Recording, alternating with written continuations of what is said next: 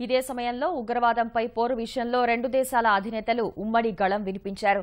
ఉగ్రవాదాన్ని రూపుమాపడం సహా తీవ్రవాద భావజాలాన్ని నిరోధించడమే లక్ష్యంగా పనిచేయనున్నట్లు వివరించారు.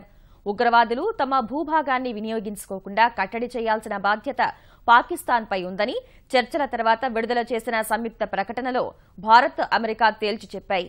ముంబై, పఠాన్కోట్ ఇతర ఉగ్రదాడుల సూత్రధారుల్ని చట్టం ముందు దోషులుగా నిలబెట్టాల్సిందేనని స్పష్టం చేశాయి.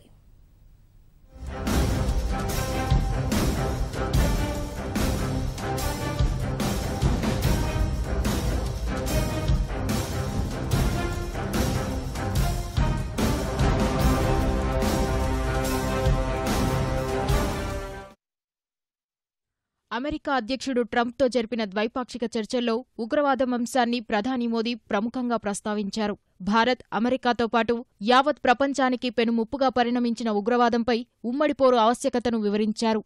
ఉగ్రవాదం, తీవ్రవాదం, అతివాద శక్తులపై పోరాటంలో పరస్పరం సహకరించుకోవాలని నిర్ణయించినట్లు ఇరువురు నేతలు వెల్లడించారు. आतंकवाद से लड़ना और आतंकवादियों को सुरक्षित पनाहगाहों को समाप्त करना हमारी सहभागिता का एक महत्वपूर्ण भाग होगा। हम आतंकवादी संगठनों से जुड़ी हुई समान चिंताओं के संबंध में इंटेलिजेंस और सूचना के आदान प्रदान को बढ़ाएंगे तथा पॉलिसी कोऑर्डिनेशन को यथासंभव गहरा करेंगे। The security partnership between the United States and India is incredibly important. Both our nations have been struck by the evils of terrorism, and we are both determined to destroy terrorist organizations and the radical ideology that drives them. We will destroy radical Islamic terrorism.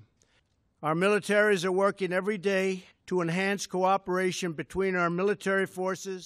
ఆఫ్ఘనిస్తాన్లో శాంతి స్థాపనకు భారత్ కట్టుబడి ఉందని స్పష్టం చేసిన మోదీ భారత పర్యటనకు రావాలని ట్రంప్ను ఆహ్వానించారు.